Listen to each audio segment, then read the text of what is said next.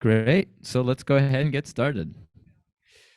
Thanks, everybody. Hope you guys are enjoying the increasing level of magnification here, starting on the way up high, and we heard from institutions. Let's go a little more granular here. We have Avichal from Electric Capital on the screen, Kate from Bloccelerate, Haseeb from Dragonfly, James from M12, and Seth from Coinfund. So looking forward to sharing insights, and thank you very much all for being here. So let's start with exactly what the fuck happened. We had some promises. We had some theses. We envisioned the world. We made some investments. How did they pan out? Retail is angry. How did we get here? I mean, maybe I'll start. Is this on? Let's see. It's on. And my quick background, 18 years public equities investing at Jennison Associates, got into crypto in 2012, have been through a bunch of cycles. At Coinfund, I'm one of the managing partners. I run our liquid portfolio. Liquid markets have had very little volatility this year.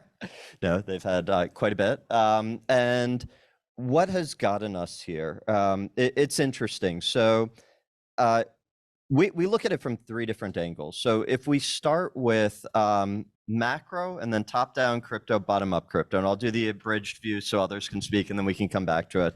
But if you think top-down crypto, in November of last year, we hit a period of time where we had max negative real yield. So you had the Fed saying inflation is transitory still, we're not going to raise rates, and you had inflation accelerating.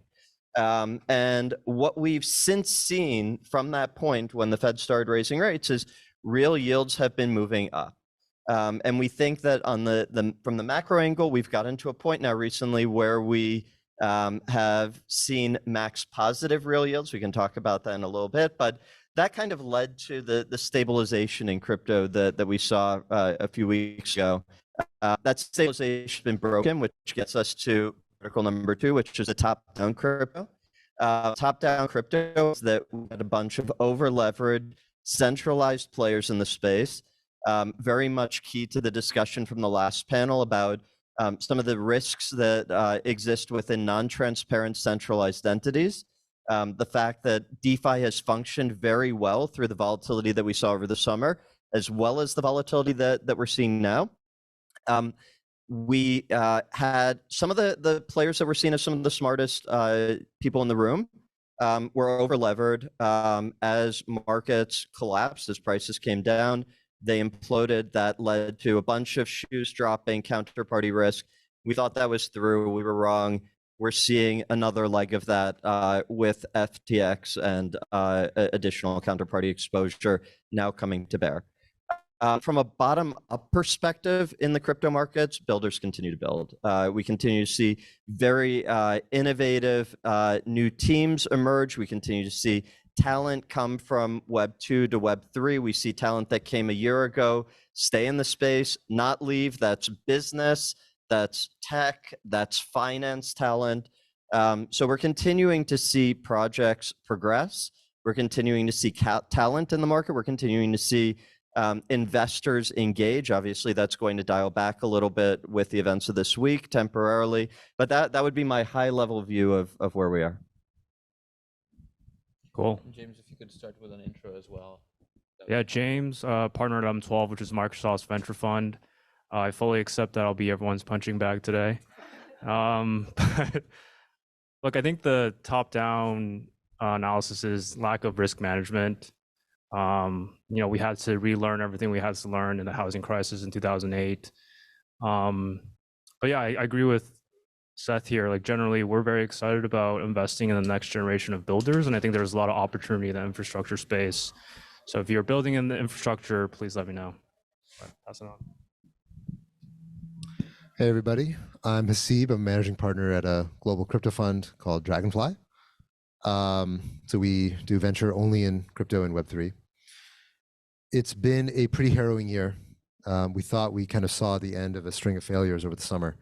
And just in the last 24 hours, we've seen probably the most dramatic failure in the last 5 years of crypto. The story's not over yet. We don't know exactly how it will end. But Sam Bankman-Fried, the CEO of FTX, who was one of the darlings of the industry, one of the sort of golden childs, somebody for whom the press could not stop fawning over, the industry kind of threw their backs and their reputation and their storytelling, and even the representation in Capitol Hill onto one person. And it's a bit too early to be drawing lessons. We don't know exactly what happened and why it happened and how it's going to end. But the one thing that's, I think, clear from this is that the story of crypto from the very beginning, if you go back to the Bitcoin white paper, what Satoshi Nakamoto said that they invented was a way to transact in financial privacy without intermediaries. That was the story behind Bitcoin. That was what the whole concept of crypto was invented to try to do. And FTX shows us what happens when you put too much trust into an intermediary, especially an intermediary that does things in the style of Wall Street rather than in the style of cryptocurrencies. The story of crypto from the beginning has been don't trust, verify. So you don't need to trust anybody if you put it all on a transparent blockchain. And what FTX was doing, and again, we don't know all the details yet, but very clearly it was a divergence from those core principles behind crypto. In the ensuing 24 hours since FTX has gone under, you saw exchanges across the board start to adopt something what's called proof of reserves. Proof of reserves is basically a cryptographic way to prove that your stated liabilities are mapped onto on-chain deposits that you can cryptographically verify your ownership of. This is something that only a few exchanges were adopting at that time. Actually, I think it was just Kraken, Gate.io, and a couple of other small exchanges were doing.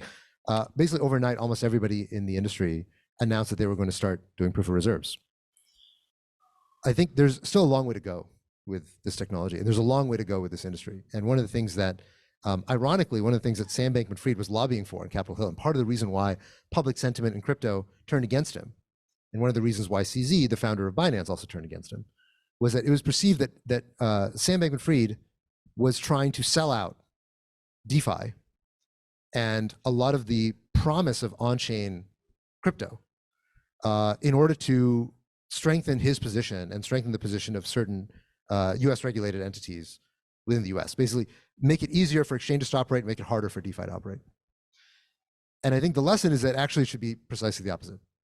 That for centralized actors, for centralized intermediaries, we need a lot more regulation. We need much better controls over, if you are entrusting somebody with your money in this industry, the rules and regulations that should apply to them should be onerous enough that this kind of thing should never be able to happen again.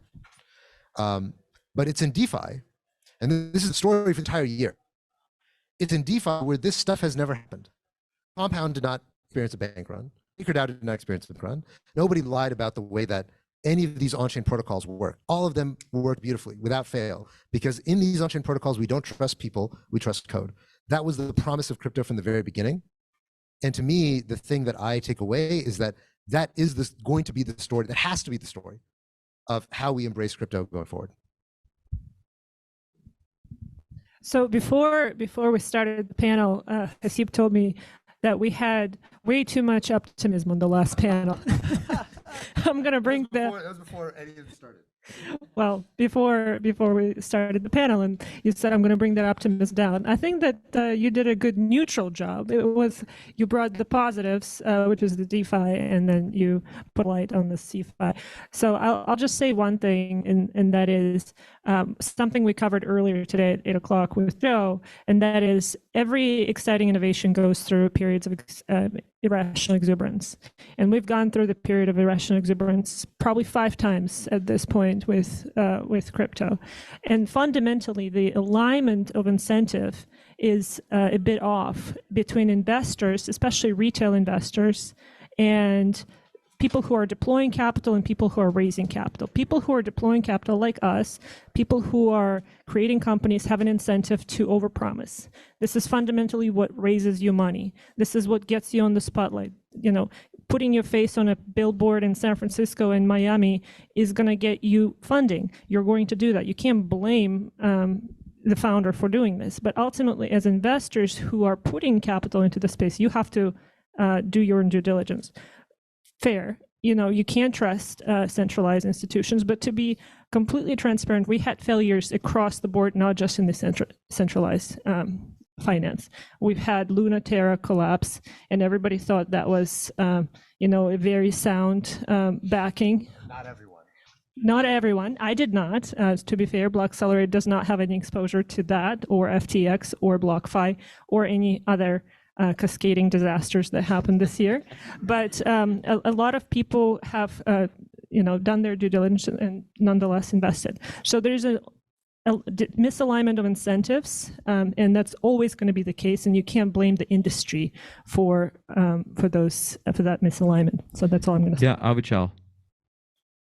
Hey everybody. I know you can't see it, but that's the end over here in person. Amazing. So you're up Awesome. next. Thank you so much. And I apologize for not being able to be there in person. I had no idea that this would happen yesterday, so this was not premeditated. But I, along I'm sure with most of the people on the panel, have been in furious conversation all day. I know Haseeb has, because I see him furiously typing in Telegram all day. I don't have much to add to what's already been said. I think it's going to take some time for this to fall out. The thing I think about maybe that is perhaps the biggest negative consequence beyond sort of the direct financial damage that is going to happen here is the regulatory impact. And I think regulators are going to pay very close attention to this and try to understand this.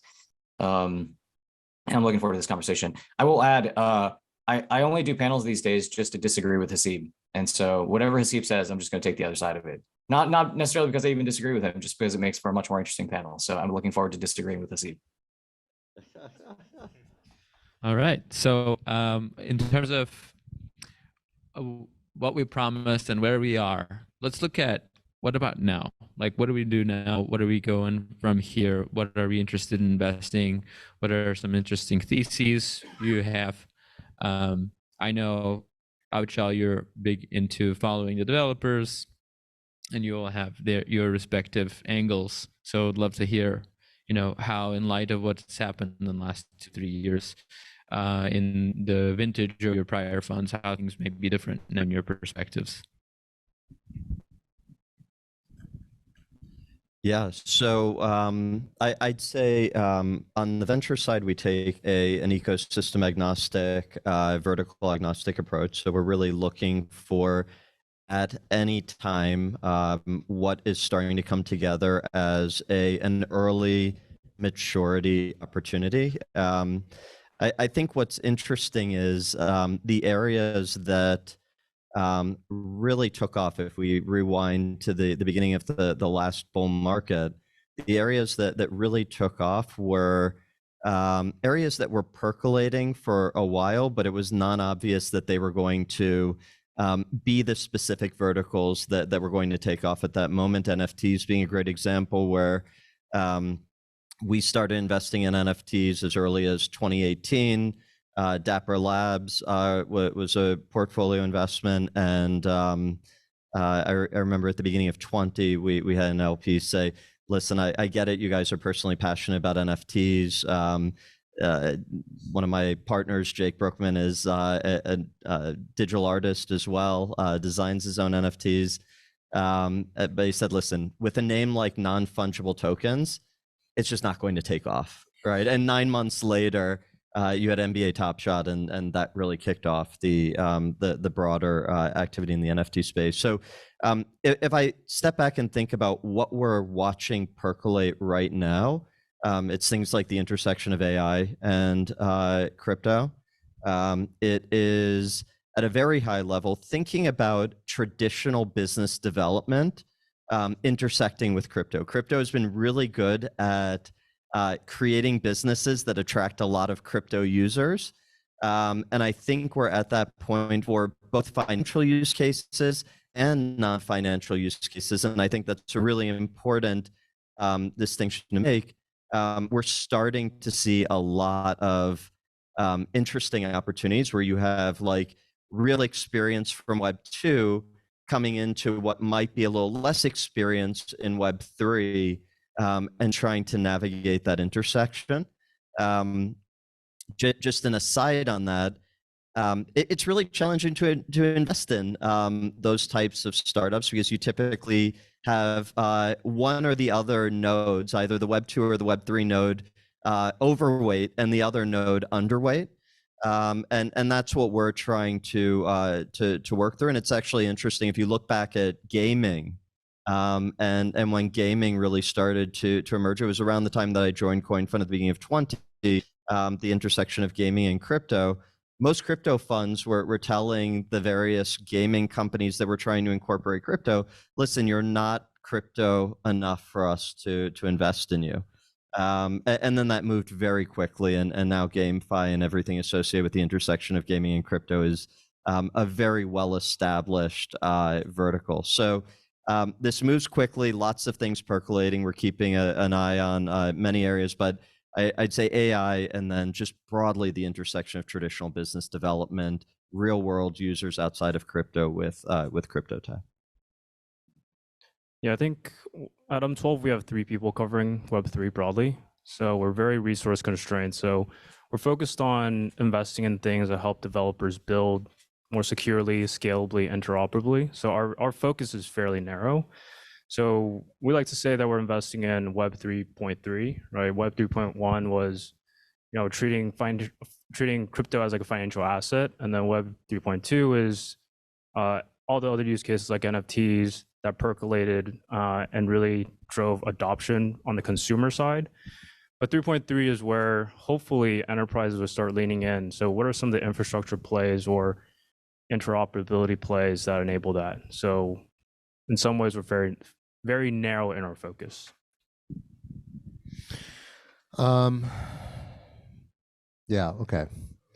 So our view at Dragonfly, I think, is probably quite distinct from these two gentlemen. My view, very simply, is that crypto is still in the very, very beginnings of its development, and you can see that when you actually interact with the technology, that it's still super janky. Everything is slow. Everything is kind of broken. It's very hard for people to use. Over the last couple of years, there's been so much excitement about crypto and so much retail interest and so much volatility that you got a chance to see what it was like when your friends and family started trying to use this stuff. And what you notice is just the foot guns just kind of everywhere. The moment you step, you can potentially lose all your money, get scammed, like all sorts of just craziness, right? To the point where clearly this stuff is not yet ready for mass consumer prime time. And there's a lot of work that needs to be done along that front. So whenever we enter into a bear market, my mental model is that, okay, we need another turn of the crank to rebuild a lot of the infrastructure that we realize in the bull market is not really ready. So what's not ready yet? I mean, one, scalability, right? Last year, when all these people were trying to use this stuff, we saw blockchain fees on Ethereum go to $200 a trade. We saw Solana falling over once a month. We saw a lot of exchanges going down with regularity. Obviously, you get Coinbase, as well as obviously FTX is down today. But many other exchanges were struggling under all the weight of all the trading volumes taking place. It's pretty clear that we're not ready for hundreds of millions of users, much less billions of users, and much more innovation needs to be done at the core foundational layers of how do you scale blockchains to be able to get to the next level. But beyond that, there's things like security, things like usability, privacy, interoperability, right? We now live in a multi-blockchain world, but the experience of interacting with multiple blockchains is so complex that it's not something you can expect normal users to do. So the way that I see this is that our job right now is to build crypto to the point where it can withstand the level of demand, the level of usage that it needs to in order to scale to the next level of applications. But crypto, there's a great piece by USV a few years ago where they talk about how crypto kind of it modulates between infrastructure and applications, and infrastructure and applications. And the next stage of infrastructure enables the next stage of applications. Right? You could not have OpenSea and Uniswap and all these things on Ethereum in 2015. It just wasn't ready. There wasn't enough infrastructure at that time to have these kinds of applications. But eventually, you build the next layer of infrastructure and that enables new applications that weren't previously possible. And to me, that's how I see likely the next year to 2 years are going to play out. So I think that I agree with everything you say, but also the parallels between the Web 2 and Web 3 are actually there's quite a bit of parallels, and I think we can learn from what happened in the Web 2 evolution. In the Web 2, 99 times we didn't have bandwidth, we didn't have the killer apps, and we had a lot of experimentation, and we had a lot of excitement, and we had a lot of irrational exuberance. Web vans that later, 20 years later, became Instacart. They were just too early for their time. In Web 3, we also don't have bandwidth. And obviously, there's no perfect analogies, but layer 2 and scalabilities are trying to solve the bandwidth problem today. We didn't have a way to browse the web, so we had Google that came around, and then we had killer apps like YouTube. And now, again, no perfect analogies, but we had some early killer apps like DeFi and NFTs that brought mainstream users into the space. But I agree with Haseeb 100% that we're not ready for mainstream adoption yet. So what are we investing in as a fund from Bloccelerate? When we look at companies, we ask one question, and that is, are they solving an existential problem in the space? This is actually a really simple question to ask, and it will eliminate 99% of the companies that we'll look at, because fundamentally they might solve a feature but not a fundamental existential problem. So that's why we invested in security. We backed QuantStem. We invested in insurance. We backed Evertas. We invested in taxes. Pat is right there from ZenLedger. Compliance and regulation is a huge existential threat to this space. So this is the lens we look at. Avichal. I'm so excited to disagree with Haseeb. All right, let's do this. Try it. So a couple thoughts here. Okay, so directly to the question, where are we investing? We're investing in layer 1s, layer 2s, infrastructure, developer tooling. That's kind of one category of stuff. Second category is DeFi. We think the killer use case for this obviously is to move money around. And 3 is sort of NFTs roughly. So this is sort of digital property rights and the ability to own digital assets and program those digital assets, starting with things like collectibles. So why do I disagree with Haseeb? So I think looking at this through the lens of Web 2 is just wrong. Like, this is not Web 2, and I think this is a mistake that every platform makes. Like when the iPhone first came out, the criticism was, hey, it's a tiny screen and there's no keyboard and the internet connection is really slow. Like, why would I want this thing? This is terrible. We should make it bigger, and we should put a, let's have like a plug-in keyboard that you can type on. And that's clearly all wrong in retrospect, because the whole idea was that it was different. Like, what made it unique and interesting was that it had a touch screen, and that there was a GPS built in, and that there was a decent camera that was in your pocket now. And embracing all of the things that made the thing unique was actually what led to the killer apps. And that's what led to Uber, and that's what led to Instagram and social media on phones. And so I think looking at this through the lens of, hey, this isn't scaling or this is hard to use, is like looking at the iPhone through the lens of a PC. What we should be doing is saying, hey, what is this stuff uniquely good at? What the stuff is uniquely good at is settling extremely large dollar volume transactions cross-jurisdictionally or non-jurisdictionally, doing that in a way that is seizure resistant and censorship resistant, doing that in a way where engineers can just write code against that, because what you have are open APIs and essentially an open data format and data standard that everybody has snapped to. So it's kind of like if we'd reinvented the entire financial industry and everybody used the same APIs, it's sort of Stripe and Plaid on steroids, in my opinion. And so we should really lean into the things that this stuff is really, really good at. And I would actually posit that anytime you see a really, really terrible user experience, and yet tens of millions of people do it, you actually have product market fit. So it's not a thing to shy away from. It's actually a thing to lean into. So take Twitter, for example, right? They could barely keep the site up in 2011, 2012, the fail whale, if you remember that.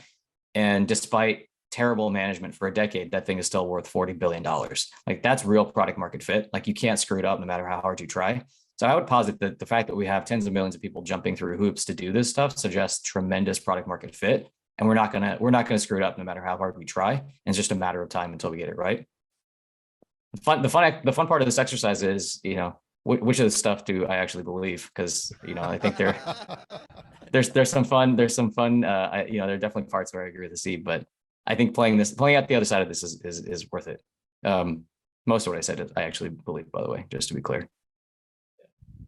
Okay, so we are envisioning this future where NFTs, GameFi, Unbreakable, DeFi, cross-border payments, automation, we're all voice owners in systems we're stakeholders of. Amazing. So what needs to happen for us to actually get there? If we could break down maybe some of the assumptions we make, which we assume are already happening, or if we could say, here are the sort of supportive infrastructure pieces that need to fall into place. Think ID, think regulation, think usability features, what have you, whatever it is that you're thinking. What needs to happen for that vision to actually come to mature? Yeah, Avichal, why don't you go first? I'm trying to think about how to box you into a corner, Haseeb. Like, what can I say that you're going to have to disagree with that you don't actually agree with? Let's see what happens. I think probably in my head, the biggest blocker is at the highest level usability. I think what you have right now are a lot of engineers exposing the technical details of how these systems work out. So you're just exposing the implementation details. And a bunch of that stuff, I think, can be abstracted away. But in order to do that, we need to bring in really great designers and really great product people. This is something we spend a lot of time on at our firm, and we have a network of designers that we pull in. We have 2 designers on staff and a design manager. Like we're trying to invest pretty heavily in this because it goes back to this idea that I think the underlying stuff actually has a lot of utility. Like in a lot of the rest of the world, you would love to have US dollars and you can't get them, and you might love to have gold and you can't get it. Right? Like, because it turns out 80% of the world's population does not exist in a stable currency regime. Like the currency just turns over every 10 years. And you kind of would rather have dollars, but you can't get them. And so, crypto is actually a pretty good alternative. And so I think the demand is already there. It's just how we're going to get it to those people for even these clunky experiences that we have today. And so I think design is probably the biggest bottleneck. The second sort of related thought to that, the thing that I perhaps worry about the most is that we have another speculative run too soon before we've solved those usability problems, even though the utility is real. Because I think that would sort of expose the next layer of retail and consumer investors to really suboptimal experiences. And it runs the risk of poisoning the well. And so I actually, we spend time with our companies thinking about how do you actually not grow too quickly, which sounds a little counterintuitive, right? Like, what do you actually need to do to make sure that your retention is really, really, really good? What do you need to do to make sure that people love your product and are not turning over? Because I think that, back to this idea of, I think if you have product market fit, the users will come. You're offering real utility. You just need to make sure that when they come, they have a really, really excellent experience. And I think we need to make a lot more investments sort of roughly in that area. Cool. I'll go ahead and jump in next. So what Avichal said is complete bullshit. Yeah, clearly design is not the most important problem in crypto. It's distribution. Neither is it usability. Yeah, usability is fine, but don't believe him. So what do I mean when I say distribution is a problem? There are some places in the world where it's fairly easy to get your hands on crypto. They're well-regulated exchanges, they're on-ramps or off-ramps. All this stuff is easy to do. Secure. Some of them. Reliable. They're always around. That's right. In most places in the world, it's very difficult to get your hands on crypto, especially in the places where people want it most. If you are in China, if you're in India, if you are in Pakistan, if you are in one of these places where the powers that be are inimical to ordinary citizens getting access to crypto, that's where it's really hard. That's where you have to know a guy. You have to know a guy, you have to meet up in person, you have to pay them in cash, and that's how you get onboard into crypto. And there are many places where it's not even illegal, but that's still the way that it gets done. Is that you have to know a guy, you have to know an OTC dealer, you have to know one of these private groups. Many places in the world, that's how crypto operates. People all around the world, like Avichal said, they do want to get access to this stuff. They do want to get access to dollars, to crypto. They want to get into this ecosystem. But right now it's hard, that last mile problem, which is how do you turn what you have into this digital economy? What's the connective tissue between your assets and the assets in the digital world? That's what's missing right now in most places in the world. If it was seamless, if it was easy to turn what you have in your local economy into crypto, then there would be many countries that would already be not dollarized, but cryptoized.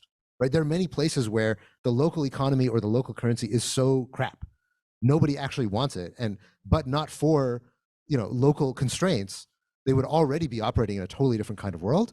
Crypto is effectively a way, or DeFi and cryptocurrencies are effectively a way to leapfrog out of a completely local, especially a cash-driven economy, into a fully digital economy, right? It's like a digital economy in a box that you can just import into anywhere in the world as long as you have a mobile phone and an internet connection. That's what I think is missing right now. Design is purpose. Okay, well, I'm actually going to disagree with Haseeb, just to stir it up a little bit. I think what Haseeb is referring to in terms of distribution is the one use case of crypto, which is payment as a service. Yes, the distribution of cryptocurrencies as payments is difficult. However, crypto and Web3 is a lot more than payments. And I think that distribution is actually not that difficult. For you to get an NFT, all you need is a browser. Yes, the usability is bad, so I agree with Avichal, and you need better wallets, you need better usability, but you can be anybody in Afghanistan and open a browser as long as you have an internet connection. You can download a wallet and you can get access to a bunch of different digital assets. Yes, you can't do fiat to crypto conversion because that's the bridge that's regulated, but everything else is actually quite open. So what I will add as far as what needs to happen for mainstream adoption is trust. We are investing in technology that is supposed to solve the trust problem, but we don't have trust among ourselves and among the ecosystem. So what will bring trust? Compliance, getting rid of speculators, even though that's a very hard problem to solve. But if we have speculators, then having safeguards around speculation would help. And making security a priority, number one, for decentralized applications and protocols. So too much disagreement here. Let me moderate it a little bit. So basically what you're saying is, well, once you're in crypto, every other distribution is relatively easy. So you guys are still relatively aligned. It's Haseeb is saying it's hard to get into crypto. So just putting it out there. Okay, James, do you want to add to that? Yeah, well, I think I actually agree with you. Okay, great. Right, I think security infrastructure is just not there, right? If you talk to any enterprise, you're like, hey, we have this cool NFT, but it might not work 4 times out of the year. Microsoft, Starbucks, anyone would be like, well, fuck that, I'm not touching this, right? So this is the biggest gripe that we currently have with Web3 at M12, which is, well, how do we enable enterprise adoption? How do we empower security, empower reliability? And I just think we're still very far away from that. Like taking security, for example, I think the current paradigm is manual auditing, right? It's done in point in time. It's done once every, 3 months. That would never work in Web2, right? Like we have continuous monitoring while developers are coding in real time. Why does that not exist in Web3? Like that should be table stakes. So at least through the lens of security and reliability, there's still a lot of work to be done. But again, we also look at the boring stuff that runs in the background, and that's our expertise. So I'll take a little bit of a counter consensus or counter panel view in the sense that I think that regulation, having some regulatory clarity, will go a long way toward unlocking a lot of really interesting use cases with crypto. And I think that's really where you get to the non-skeuomorphic uses of everything that we're talking about here, where you can think about breaking down businesses into constituent parts, people being able to recompile businesses into the investable units that they want to invest in. So imagine being able to invest in the regions of Walmart's business that are most interesting to you, or the managers that are most interesting to you, and layering in a quant overlay to that, and thinking about like governance tokens and how most governance tokens don't have value capture. That's all a workaround for the fact that we don't have sufficient regulatory clarity. When you get that regulatory clarity, when you don't have to do all of these like somewhat janky tokenomic models around utility tokens, and you can actually have direct value capture because you understand how you can play in a way that is regulatory compliant, I think is a massive unlock. And a lot of the things that make DeFi incredibly powerful, I mean, like what's yield farming, right? A lot of that is just like incentivizing with a non-equity equity-like token, right? And imagine if you could do that with real equity. Well, you can't do that today, right? But if you had the ability to do that, you unlock a bunch of new opportunities, and really enter into, like, you know, people talk about adding liquidity to all of these like corners of the world where you don't have liquidity today, and the unlocks that come from that. And like you just won't be able to do that until there's more regulatory clarity. So in that future, will I be able to one day wake up and say, okay, I used to drive on Uber and Lyft. I used to do this share economy thing, but who cares about that? They were giving me subsistence. I want to own the share economy I'm a part of. And I want to be inspired by DAOs and decentralized applications, provide my services. Maybe if it's brokering talent, maybe it's offering a computational service, buying some equipment and setting it up somewhere.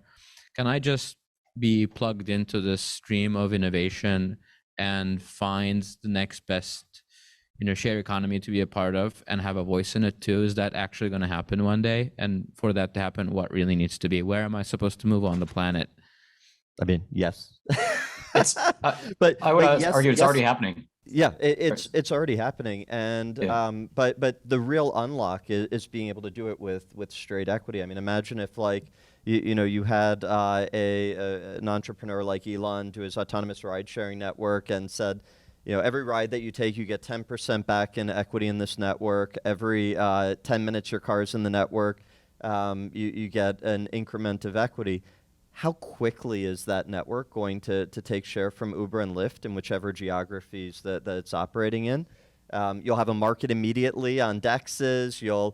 And it's fantastic for the entrepreneurs as well. A little less relevant for Elon, but think about a continuous dilution curve where you're actually getting mark to market on your valuation, and you're not doing these discrete dilutive raises where then you show that you're a mastermind in high ROI customer onboarding, but then you only get credit for that with the next raise after you've burned through your 18 months of runway. So some like really extraordinary changes to the way we think about capital formation, new business formation, and the ownership economy, but we need that regulatory clarity. So I'm going to go ahead and disagree. Liquidity mining is cool. It's great. I don't know that it is quite so transformative as is being implied here.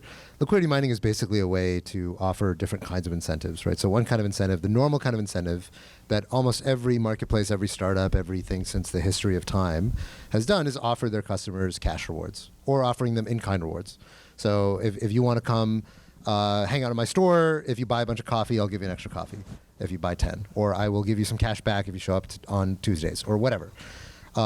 Now the idea is, well, I don't have to give you an extra coffee or give you cash. Instead, I can give you equity in the coffee shop, right? Okay, that's neat. It clearly it is a different kind of cost of capital, because what does a coffee shop have more of than almost anything is its own equity. And so yes, it can certainly pay you out in equity.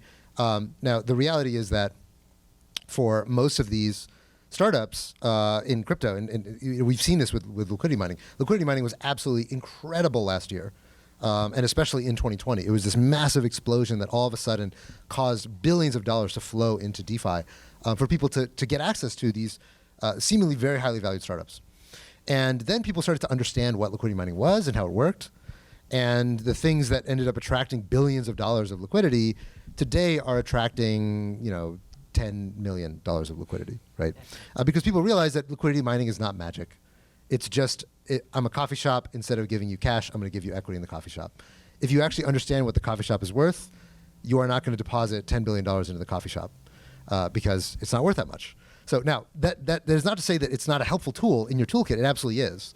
But I don't. I would dispute that it's quite as transformative as is described, especially when most of the people who are coming in to work for your coffee shop are mining your token. And when mining your token generally means that they mine it and then they sell it for cash to somebody who's willing to actually buy it. If you are liquidity mining someone's token, you join Uber, and the moment you get the equity, you go sell it. Okay, then that is really no different than Uber selling their equity and giving you the cash, right? You're just pushing it out a step further. Liquidity mining only does something different if the people who are mining the token hold on to the token. They become long-term investors. But as liquidity mining has evolved, fewer and fewer people are doing that because they realized that last year and in 2020, there was completely, absolutely irrational valuations being ascribed to most of these things because people didn't understand. They didn't understand the mechanics. They didn't understand what's going to happen. And so that sobriety has now come to the market. Liquidity mining is a valuable tool, but it's only a valuable tool if the people who are going to mine your token are long-term holders. If they are not, which in the vast majority of cases in DeFi, they are not long-term holders, then really all you're doing is you're kind of doing a sale of equity in an indirect way. That says more about Cool. Time to disagree with Haseeb. Go ahead. You already went. Why are you going again? Well, did I? No, not on this one. But I'll Okay, stop okay. talking. Okay. Well, here's what I'll say. I think liquidity mining is not actually the example to use. I think there are other examples. And I sort of agree that, if liquidity mining, if you're just dumping the tokens, it doesn't really create the value in the way that and the alignment that we would hope for. And I think it's because fundamentally there's a miscalculation in many projects, which is they think about tokens as their business model rather than their customer acquisition strategy. And that's sort of like, if you use it on the wrong part of your balance sheet, if you think of it as, anything other than customer acquisition, then you're doing it wrong. But the examples I'll point out, 3 just to throw out there. So 1, I think we have proof points of this, right? Things like B&B are interesting, or, in the real world, we have REI as an interesting model, right? And I think of these things as almost like scaled co-ops, where you now have a software that can scale the idea of a different sort of corporation, which, we in the offline world, we would call like a co-op. And we know that those can work. And so it's really a question of like, how do you make that work in a healthy way using software at global scale? 2, I think Helium was a really interesting example. We're not investors in Helium. I don't think like the demand side of that network made sense, which is why we're not investors. Like, I don't think people want to pay for Wi-Fi the way that they sort of set it up. And that's why they're moving to 5G. But on the supply side, I thought it was a really fascinating proof point that you can subsidize capex heavy businesses using a token incentivization model, which is essentially, if you are willing to put down money today, you might benefit if the network itself does really well. And I think as a funding model to subsidize capex heavy investments in the private markets, super, super fascinating. The third one I'll throw out there is I think businesses like Layer 3 or Rabbit Hole are another interesting proof point, where what you have, again, it's about customer acquisition, but what you have are protocols or DAOs that have a lot of tokens, and they want users, and they actually want long-term incentivized users, people that will hold those tokens and actually use those protocols. And so places where you, as somebody sitting in the Philippines or Nigeria or India or Sri Lanka, can go and earn tokens for doing activities in these networks, I think are a little bit of a view into the future. I think that's actually like, it's like a next gen job marketplace where there's work that these networks need you to do in addition to using the network. And you can actually receive compensation and tokens for doing that and be value aligned with the success of the network in the long term. So I think liquidity mining is actually perhaps the least interesting of the proof points that we see out there right now. And some of these other ones I think are more successful and interesting in their own way. So I know we're running out of time, so I'm going to try to give you a really quick example that I think is very powerful. And that's an example of, if you give people ownership in a service that they consume, amazing things happen. And in crypto, the way to give people ownership is to give them token. So many of you know that I was born and raised in Russia. For 70 years, we're a communist-controlled state. People didn't have any stake or decision-making authority in the government. So in the early 90s, which was the rise of the police state, they decided to run an experiment, and they gave people a way to purchase the speeding guns, set up the speeding gun stations on the corners of their small towns, and gain a share of the speeding tickets as a way to incentivize a distributed network of police speeding Equipment. violations. Exactly. amazing things happened. You cannot drive in Russia without getting a speeding ticket. There are speeding machine guns on every corner of every town. And why? Because people were given incentives to participate in the system, right? We don't have tokens to pay them. Maybe that's another level, next step. But amazing things happen if you give people ownership and stake in a system. I think that's why crypto and Web3 is so powerful.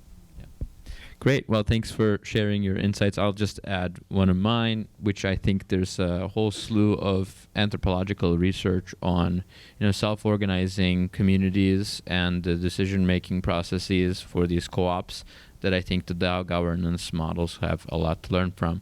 I think that will probably be in alignment with what everybody said.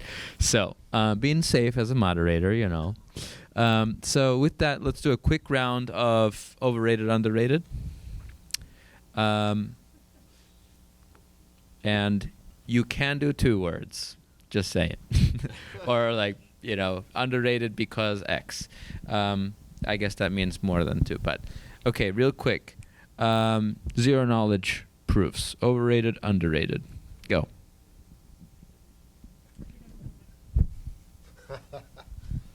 Underrated. I mean, we're very, very bullish on zero knowledge proofs. I would say correctly rated. There's a lot of enthusiasm around them, but underrated directionally. Okay. Definitely underrated. Correctly rated. Underrated. Underrated. Okay. Ethereum virtual machine parallelization. Bullish. Underrated. Thankfully, I Googled this the other day. Overrated. Massively underrated. Misunderstood. Massively overrated. All right, Avichal goes first next time. Okay, great. So making investments based on where the developers are going. Massively underrated. Boxed you in, Haseeb. I boxed you in. Underrated. I think overrated when Avichal's doing it. Obviously underrated. Underrated. Okay. Well, thanks a lot, folks. Appreciate all your time. Thank That you. was wonderful. Thank you, everybody.